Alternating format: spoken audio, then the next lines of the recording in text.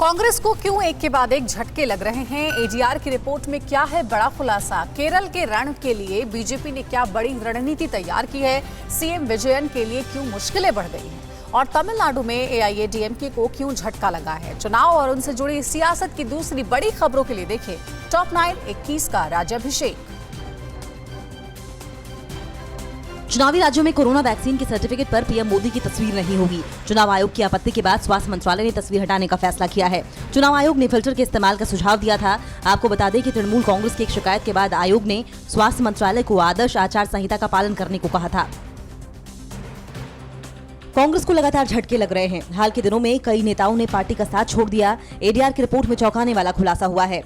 Association for democratic reforms के मुताबिक 2016-2020 के दौरान हुए चुनाव के समय कांग्रेस के 170 विधायक दूसरे दल में शामिल हो गए, जबकि बीजेपी के सिर्फ 18 विधायकों ने दूसरी पार्टियों का दामन थामा है।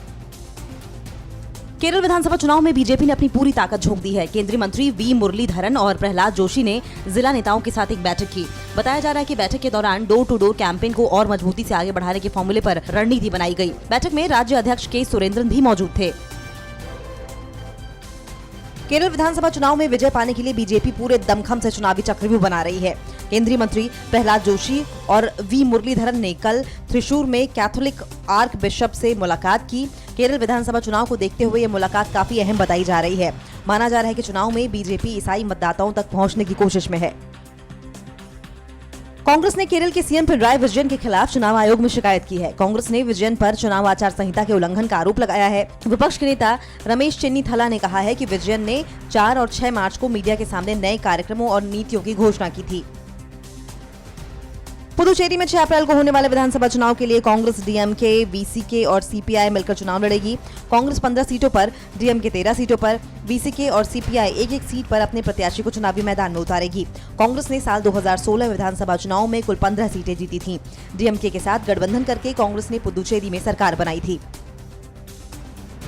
तमिलनाडु विधानसभा चुनाव से पहले एआईएडीएमके को झटका लगा है। सत्तूर से विधायक एमएसई राजवर्मन ने एएमएमके का दामन थाम लिया है। राजवर्मन टिकट नहीं दिए जाने पर एआईएडीएमके से नाराज थे। एएमएमके ने असदुद्दीन ओवैसी की पार्टी एआईएमआईएम के साथ गठबंधन करके मैदान में उतरी है। 234 सदस्यीय तमिलनाडु विधानसभा के चुनाव 6 अप्रैल को होंगे और मतों की गिनती 2 मई को की जाएगी।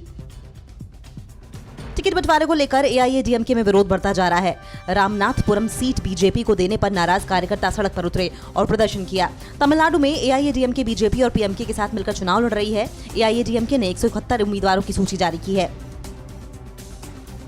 तमिलनाडु विधानसभा चुनाव को देखते हुए इलेक्शन फ्लाइंग दस्ता भी चौकस है। मदुरई नॉर्दर्न विधानसभा इलाके के रेलवे स्टेशन पर इलेक्शन फ्लाइंग टीम ने छापा मारा।